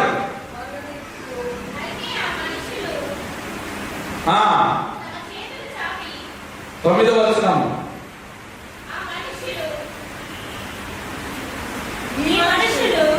ఈ మనుషులు నా ఇంటి నీడకు వచ్చి ఉన్నారు కనుక వారిని మీరేమి చేయకూడదని చెప్పినప్పుడు వారు నీవు అవతలికి పొమ్మని, మరియు వారు వీడెవడో మనలోనికి పరదేశిగా వచ్చి తీర్పరిగా నుండదూచుతున్నాడు, కాగా వారికంటే నీకు ఎక్కువ కీడు చేసేదమని చెప్పి లోతు అన్న మనుషుల మీద దొమ్మిగా పడి తలుపు పగలగొట్టుటకు సమీపించిరి. వారు పలికే మాట గమనించండి, ఏమంటున్నాడు? వీడెవడండి మా మీదికి వచ్చి మాకు తీర్పరిగా ఉండడానికి? ఏంటంట? వీడెవడో మనలోనికి పరదేశిగా వచ్చి తీర్పరిగా ఉండదూచుతున్నాడు. నువ్వు ఎలాగొచ్చావు? పరదేశిగా వచ్చావు. నువ్వు ఈ ఊర్లో ఉండలేదు, ఈ ఊరు నీది కాదు. నువ్వు టెంపరీగా వచ్చావు, బతకడానికి వచ్చావు. బతకడానికి వచ్చిన వాడు లెక్కనే ఉండాలా? మా మీద తీర్పరిగా నువ్వు ఉండడానికి ప్రయత్నిస్తున్నావా? మేమెందుకు ఒప్పుకుంటాము? నువ్వు బతకడానికి వచ్చావు, గెస్ట్ గా ఉండు, వెళ్ళిపో. నువ్వు మాకు నీతి సూత్రాలు చెప్పేవాడి అయ్యావా? అది వారు బతుకున్న మాట. నువ్వు వచ్చి మమ్మల్ని బతిమలాడుకుంటే మేము విడిచిపెడతామా? నీకెవడిచ్చాడు నువ్వు తీర్పరిగా? నీకు అధికారం ఎవడిచ్చాడు? నీకు ఏం హక్కు ఉన్నదని మా మీద ఆత్మాయిషి చేస్తున్నావు? నువ్వు పక్కకు తప్పుకో, లేదంటే మేమే నీ ఇంటి మీద దొమ్మిగా పడి తలుపు పగలగొట్టుటకు సమీపించి నీకెక్కువ కీడు చేస్తామంటున్నారు. ఏమంటున్నాడు? కాగా వారికంటే నీకు ఎక్కువ కీడు చేసేదమని చెప్పి. ఏంటంట? ఇంతసేపు మేము మంచిగా అడుగుతున్నాం, ఆ 2 మనుషులను మాకు అప్పగించు. వింటావా? మంచిది. వినకపోతే వాళ్ళకంటే నీకు ఎక్కువ అంటే నిన్ను కూడా వాళ్ళతో కలిపేస్తాం. మేము తెగించున్నామండి, మేము ఏదైనా చేస్తాము, నువ్వు మేము చెప్పినట్టు వింటావా? వారిని పంపించి మాకు సరెండర్ చేయి. నువ్వు వారిని సరెండర్ చేయకపోతే నీకు కూడా ఎక్కువ కీడు చేస్తామని వారు ప్రయత్నించినప్పుడు అప్పుడు చూడండి ఏం చేస్తున్నారు ఇద్దరు. అయితే ఆ మనుషులు తమ చేతులు చాపి లోతును ఇంటి లోపలికి తమ యొద్దకు తీసుకొని తలుపు వేసిరి. హల్లెలూయా. సమయం వచ్చే వరకు వేచి ఉంటారు. ఈ సంభాషణ జరుగుతున్నంత సేపు వింటూనే ఉన్నారు లోపల. వారికి తెలియదా? తెలుసు వారికి. వారు ఏం అనుకున్నారో తెలుసు, వారు ఏం డిమాండ్ చేస్తున్నారో తెలుసు, వారిని లోతు ఎంతగా బతిలాడుకుంటున్నాడో తెలుసు. వారిని ప్రాధేయపడి మమ్మల్ని తప్పించడానికి తన బిడ్డల్ని ఎంతగా సమర్పించుకోవడానికి సిద్ధపడ్డాడో తెలుసు. కానీ ఎందుకు యాక్షన్లోకి రావట్లేదు? లోతు యొక్క మనస్సును తెలుసుకుంటారు. ఎందుకు సమయం ఇచ్చారు వాళ్ళు? లోతు ఎలా రెస్పాండ్ అయ్యాడు? లోతు రియాక్షన్ ఏంటి? మమ్మల్ని ఇంతగా బతిలాడుకొని ఇంటిలోనికి చేర్చుకున్నాడే, మాకు నీళ్ళు ఇచ్చాడే, మాకు భోజనం పెట్టాడే, మాకు పడకను సిద్ధపరిచాడే, మా కొరకు ఇన్ని చేశాడు కదా, మమ్మల్ని కాపాడుతాడా? మమ్మల్ని తీసి బయట పడవేస్తాడా? అది వారు గమనించేది. సమయం ఇస్తున్నారు, సమయం ఇస్తూనే వారిని గమనిస్తున్నాడు, చూస్తున్నాడు. వారి యొక్క ప్రతిస్పందన ఏమొస్తుందా అని గమనించారు, చూశారు. లోతు సమర్పణ హృదయం వారికి అర్థమైపోయింది. మా కొరకు తన బిడ్డల్ని ఇవ్వడానికి సిద్ధపడ్డాడు, మా కొరకు తను కూడా బలి కావడానికి సిద్ధపడ్డాడు. ఇక చాలు. ఇద్దరు లేచారు. చూడండి, ఇద్దరు లేచి బయటికి వచ్చి తమ చేతులు చాపి, అయితే ఆ మనుషులు తమ చేతులు చాపి లోతుని ఇంటి లోపలికి తమ యొద్దకు తీసుకొని తలుపు వేసిరి. అప్పుడు వారు పిన్నలు మొదలుకొని పెద్దల వరకు ఆ ఇంటి ద్వారం దగ్గరున్న వారికి కనుమప్పు కలగజేయగా వారు ద్వారము కనుగొనలేక విసిగిరి. దేవుడు చెయ్యాలనుకుంటే ఒక్క క్షణంగా, ప్రభు కాపాడాలనుకుంటే ఒక్క క్షణం కాదు. మీరు గమనించండి. మరి ఎట్లాగో కాపాడాలనుకున్న వాళ్ళు ముందే పోయి బయట నుండి వారితో యుద్ధం చేస్తారు కదా. పరీక్ష ఎవరికి? సమర్పణ హృదయం ఎవరికి? బాధలు పడేది ఎవరు? దూషణలు పడేది ఎవరు? ప్రతిమాలు కొనవలసిన పరిస్థితి ఎవరికి? ఇవన్నీ పరీక్షలు పెడుతున్నారు లోపల కూర్చొని. సమయం వచ్చేసింది. ఇద్దరిని లోతులు వెంటనే లోపలికి లాగి తలుపు వేసి ఒకటే పని చేశారు. ఏం పని? కొట్టక తిట్టక వర్గాలు తీసుకుంటారంటారే. ఏం చేశారు? రండి, ఇప్పుడు రండి చూసుకుందాం. వస్తారా? తలుపులు పగల కొడతారా? ఇంటిని దొమ్మిగా దోచుకుంటారా? ఇప్పుడు రండి. ఎప్పుడు? మీ కన్ను దృష్టి ఉంటే ఇప్పుడు రండి, మీ కళ్ళు కనబడితే ఇప్పుడు రండి. ఎందుకు? ఒక్కసారి చెయ్యిలా తిప్పేశారంటే ఏమైపోయింది? ఇంటి చుట్టూ ఉన్నటువంటి జనులందరి కను దృష్టి పోయింది. కనుమప్పులు వచ్చేసాయి, పొరలు వచ్చేసాయి. అప్పటిదప్పుడే పొరలు, అప్పుడప్పుడే. చూడండి, ప్రభు స్వస్థత ఇవ్వాలనుకుంటే కన్నులు ముట్టగానే స్వస్థత. ప్రభు గుడ్డితనం కలగజేయాలంటే చేయి చాపగానే. అప్పుడు దూతలు జనులకు కనుమప్పు కలగజేస్తే ఇప్పుడు దుష్టుడు వారి మనోనేత్రములకు దృఢితనము కలగజేస్తున్నారు. ఇప్పుడు కనుగొనడానికి ప్రయాసపడుతున్నారు. ఎందుకు?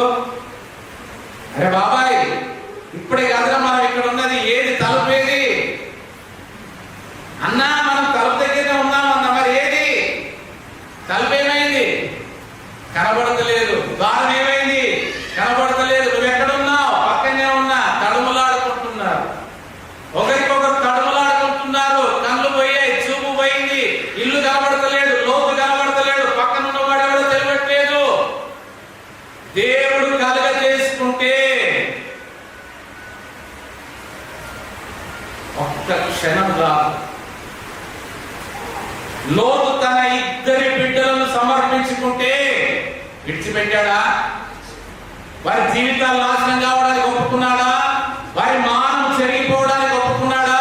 వారి ఇద్దరి జీవితాలు, బంగారు భవిష్యత్తులు అర్థం చేయబడుతుంటే ఒప్పుకున్నాడా? మరి నీ బిడ్డల జీవితాల గురించి ఎందుకు మీకు ఆ సందేహాలు? నీ బిడ్డల జీవితాలు ఎందుకు పాడవుతాయని అవిశ్వాసము? ఇద్దరు మనుషులు కనుమబ్బు కలగజేస్తే ద్వారము కనుగొనలేక విసిగిపోయారు. ద్వారాన్ని కనుగొనలేకపోయారు.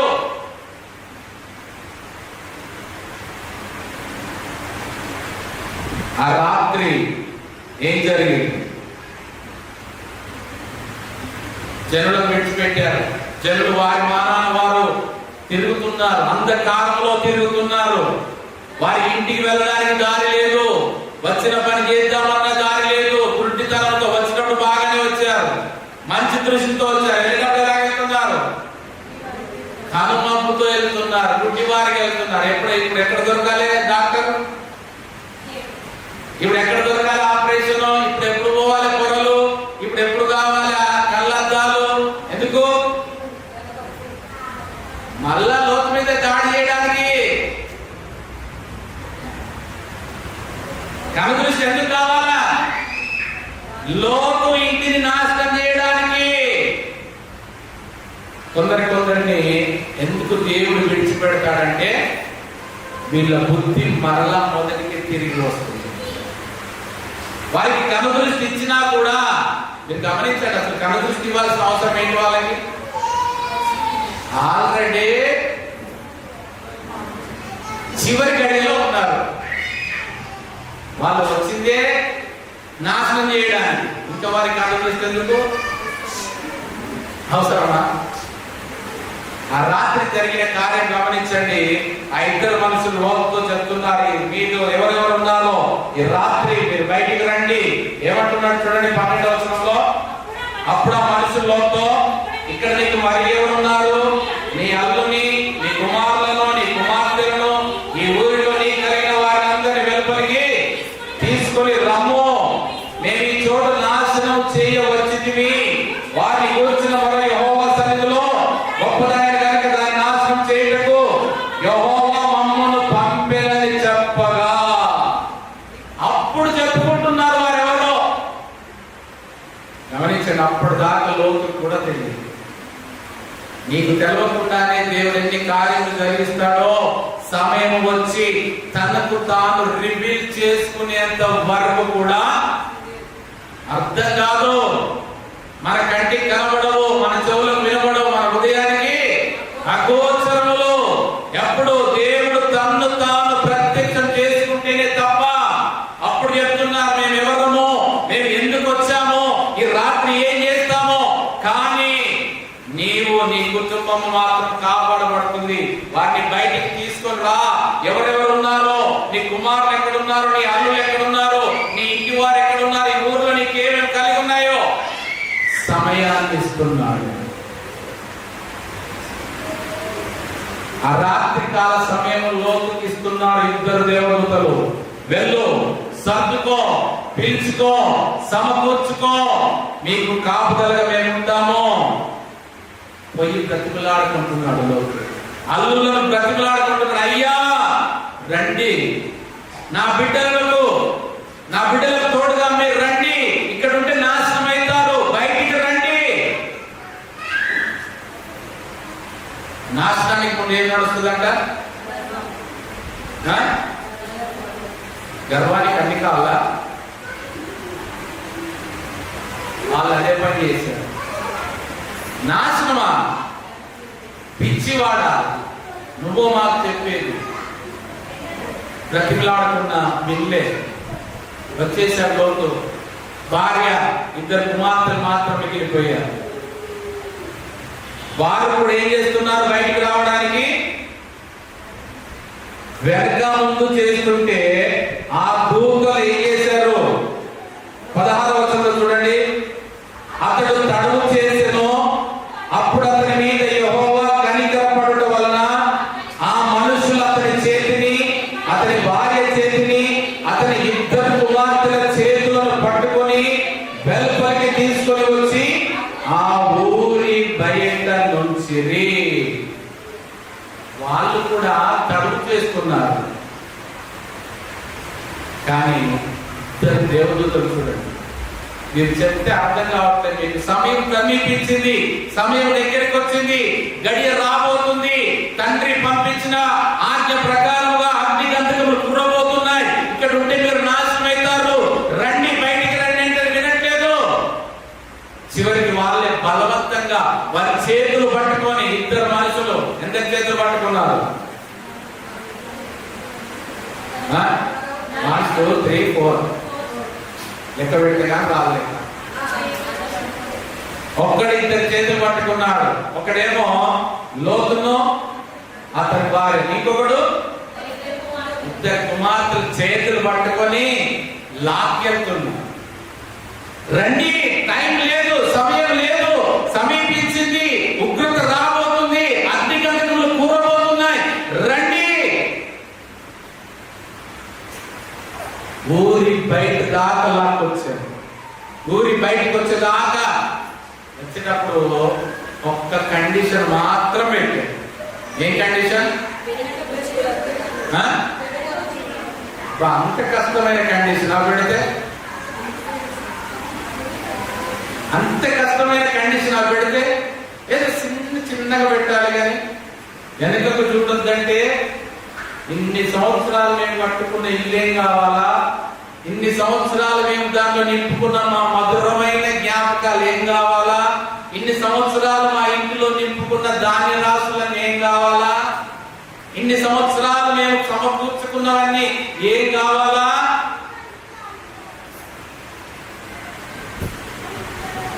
గమనించండి. వాళ్ళు యేసు ప్రభు దగ్గరికి వద్దాం రండి.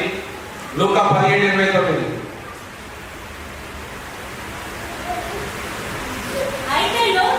అయితే లోతు సొదొమ విడిచిపోయిన దినమున ఆకాశం నుండి అగ్ని గంధకములు కురిసి వారినందరినీ నాశనం చేసింది. ఈ మాట ఎవరు చెప్తున్నారు? ప్రభు యేసుక్రీస్తు ఎవరు చెప్తున్నాడు? శిష్యులకు చెప్తున్నాడు. ఏమంటున్నాడు? అందరు జాగ్రత్తగా గమనించండి. లూకా 17:29. అయితే లోతు సొదొమ విడిచిపోయిన దినమున ఆకాశం నుండి అగ్ని గంధకములు కురిసి వారినందరినీ నాశనము చేసెను. ఎప్పుడు నాశనం చేయబడ్డాయి? సొదొమ గొమొర్రా పట్టణాలు ఎప్పుడు నాశనం చేయబడ్డాయి? లోతు సొదొమ విడిచిపోయిన దినమున. నాశనం ఎప్పుడు? లోతు ఉన్నంత వరకే సొదొమ గొమొర్రాలు కాపాడబడ్డాయి. అది వారికి అర్థం కాల. లోతు అంటే ఏమని చెప్పారు అర్థం? వేలి, ముసుగు. ఆ యొక్క ప్రజలు అక్రమంలో ఉన్నా, దుర్మార్గంలో ఉన్నా, భక్తిహీనులుగా ఉన్నా, లోతును బట్టి ఇంతకాలము సొదొమ గొమొర్రా పట్టణాలు కాపాడబడ్డాయి. ఈయన వాటి అన్నిటికీ కూడా ముసుగుగా ఉన్నాడు, కాపాడబడ్డాడు, కాపాడుకున్నాడు. మనసు నొచ్చుకున్న, బాధ కలిగిన, ఎంతటి దుర్మార్గులైనా కూడా కాపాడుకున్నాడు. ఎప్పుడైతే ముసుగు తీయబడిందో, ఇంకేముంది, పెళ్లి కుమార్తె ముసుగు తీయబడగా ఏమైంది? సౌందర్యం కనబడ్డదమ్మా, నాశనం ఏంటంటే పెళ్లి కుమార్తె ముఖం ఇంతసేపు బ్యూటీ పార్లర్ వచ్చి రెడీ చేసి ముసుగేసుకొని వచ్చి ఎంతసేపు ఎప్పుడెప్పుడు ముసుగు తీస్తాడా పెళ్లి కుమార్తెని చూద్దామా. ముసుగు ఎప్పుడైతే పోయిందో, లోతు ఎప్పుడైతే సొదొమ విడిచి బయటకు వచ్చాడో ఏమైంది? నాశనం వచ్చేసి. వాళ్ళకి జనాలకు అర్థం కాలే. ఇంతకాలం వాళ్ళు ఏమనుకున్నారు తెలుసా? మేము ఎన్ని అన్యాయాలు చేసినా, మేము ఎన్ని అక్రమాలు చేసినా మాకేం అవ్వట్లేదు. మేము పుట్టి చిన్న పిల్లలు మొదలుకొని వృద్ధుల వరకు కూడా అన్ని కేటగిరీలు లేదంట. మా తాత కాలం నుండి చేస్తున్నాడండి. పిల్లోడు తాతను అనుసరిస్తున్నాడు. మా తాత కాలం నుండి అక్రమం చేసుకుంటూ వచ్చాడు. ఏమయ్యాడు? మా తాత మా కళ్ళ ముందే ఉన్నాడే. వారికి అర్థం కానిది ఏంటంటే, వారు కాపాడబడ్డారంటే లోతు ఉన్నాడు కాబట్టి. లోతు ఎప్పుడైతే సొదొమ విడిచి బయటికి వెళ్ళిపోయాడో నాశనం రానే వచ్చేసి. అది గుర్తించట్లేదు. వాళ్ళు ఎంతసేపటికి అనుకున్నారు కదా, మా నీతి, మా భక్తి, మా పనులు, మా ఆరాధన, మా క్రమము మేము కాబట్టి మేము బ్రతికున్నాము, మా దేవుడు మా దేవత ఇవన్నీ బ్రతికిస్తున్నాయి అనుకుంటున్నారు. కానీ వారికి అర్థం కాదు ఒకటి, లోతును బట్టి మాత్రమే. లోతు సొదొమ గొమొర్రాలకు ముసుగుగా. ఇంకా మీకు అర్థం కావాలని చెప్తే మనం ఇప్పుడు ఏ కాలంలో ఉన్నాం? ఓకే, ఇంకా వచ్చేది ఏ కాలం? ఎండాకాలం. ఎండ ఎన్ని డిగ్రీలు కొడుతుంది? ఎన్ని డిగ్రీలు కొడితే మనం తట్టుకోగలుగుతున్నాం? అల్ట్రా వైలెట్ రేస్ నుండి కాపాడడానికి సూర్యుడికి మనకి మధ్య ఏముంది? ఓజోన్ పొర ఉన్నంత మట్టికే మన మనుగడ, మన బతుకులు.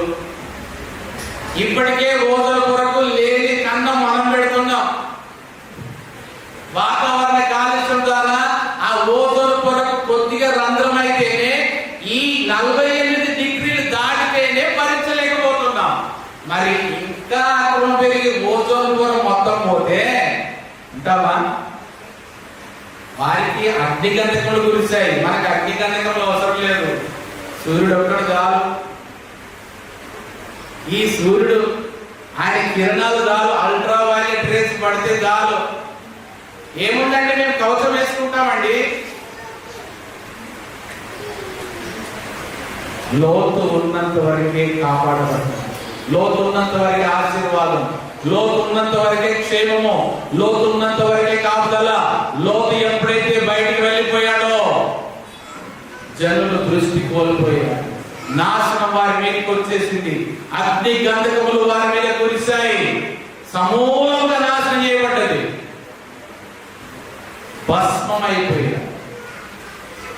అది ప్రభు చెప్తున్నాడు. లోతు దినముల్లో జరిగినట్టుగా జరగబోతుంది. కాబట్టి మీరు జాగ్రత్త కలిగి ఆయన చెప్పిన ప్రకారముగా వినాలి, నడుచుకోవాలి, సిద్ధముగా ఉండాలని ప్రభు సెలవిస్తున్నాడు. ఇంకొక మాట కూడా చెప్పాడు చూడండి. ప్రభు కింద 32వ వచనంలో,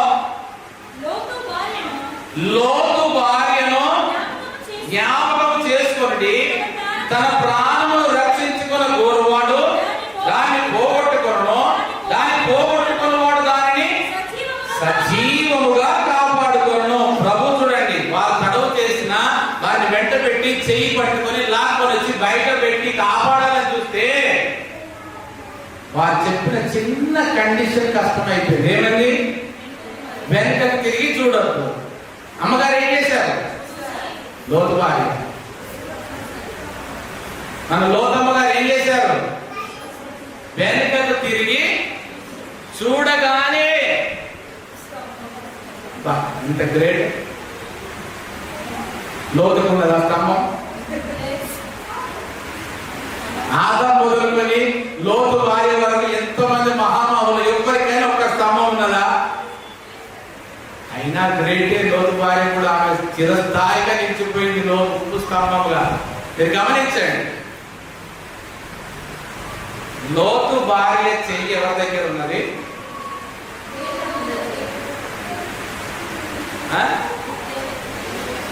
అంటే లోతు భార్య చెయ్యి ఎవరు పట్టుకున్నారు? దూతలు పట్టుకున్నారు. ఏ మార్గంలో ప్రయాణం చేస్తుంది?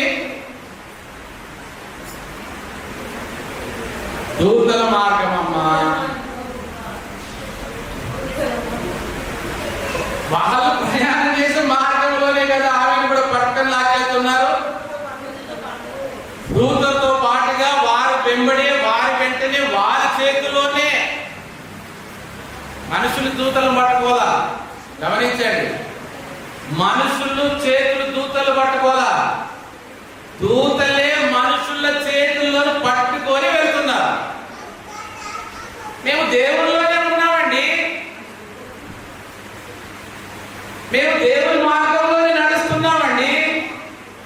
దేవుడు మమ్మల్ని పట్టుకున్నారండి, మేము దేవుని పట్టుకోవాలా? మేము రామంటే దేవుడు మమ్మల్ని లాక్కేస్తున్నాడండి.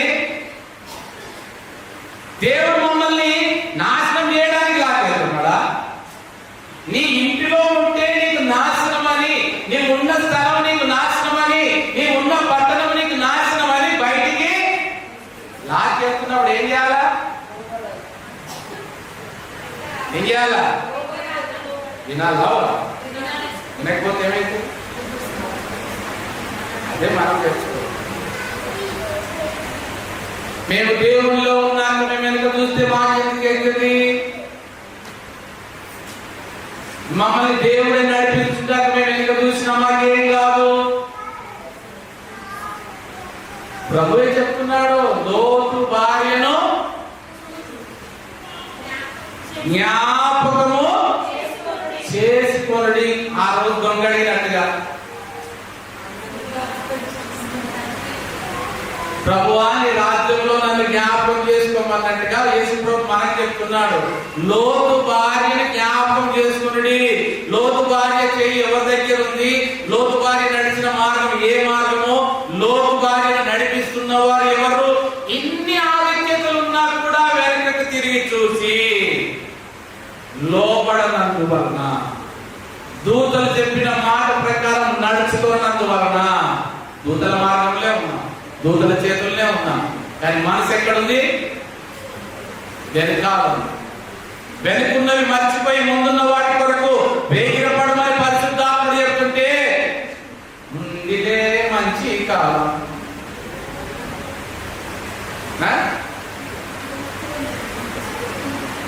అందరికీ తెలుసు, మళ్ళీ తెలియనట్టుగా నటించడం ఎందుకు? వచ్చింది కదా లోతు భార్యకు ముందు ముందు ఏ కాలం వచ్చింది? మంచి కాలం వచ్చిందా? నిలిచిపోయే కాలం సమీపముగా ఉన్నది. నువ్వు అనుకుంటున్నావేమో, నా చేయి దేవుడు పట్టుకున్నాడు, నా చేయి దేవుడు నడిపిస్తున్నాడు, నేను దేవుని మార్గంలో ఉన్నాను. కానీ ఆయన మాట వినకపోతే, ఆయన స్వరానికి లోపడకపోతే, నీ ఇష్టానుసారంగా వెనక్కి తిరిగి చూస్తే, అది నేనైనా, అది నీవైనా, ఎవరైనా కూడా శాశ్వతంగా ఉప్పు స్తంభంగా నిలిచిపోవడం. ఆమె పరిస్థితి ఏంటి? అటు భస్మం కాకుండా ఇటు జీవం లేకుండా రెండు కోల్పోయి మధ్యలో, ఎటు కాని స్థితిలో మధ్యలో నిలిచిపోయి ఉంటున్నట్టుగా మనం చూస్తున్నాం. కాబట్టి ఈ దినమున ప్రభు మనకు బోధించేది ఏంటంటే, ఈ మూడవ మాట ద్వారా సిద్ధముగా ఉండు అంటున్నాడు. ఎన్ని రకములుగా సిద్ధంగా ఉండాలి, ఎన్ని రకములుగా జాగ్రత్త పడాలి, ఎన్ని రకములుగా మెలకువ కలిగి ఉండాలి, ఎన్ని రకములుగా మనం ప్రార్థన కలిగి ఉండాలి. మనం అన్నింటిలో ఉన్నా కూడా దేవుని మాట వినపడకపోతే చిన్న తప్పిదం, కేవలం వెనక తిరిగి చూడొద్దంటే చూసినటువంటి తప్పిదమే ఆమెను ఉప్పుస్తముగా మార్చివేసి ఉంటుంది. కాబట్టి మనం కూడా సిద్ధపడి ఉండాల్సిన వారంగా ఉంటున్నాం. ఇంతవరకు ఎన్నో మాట అయిపోయింది, ఇప్పుడు తర్వాత 4వ మాట తీయండి. నేను భయపడకండి, అయిపోయింది. వచ్చే వారం 4వ మాట. సంఘములతో ఆత్మ చెప్పుతున్న మాట చెవి గలవాడు వినుగాక.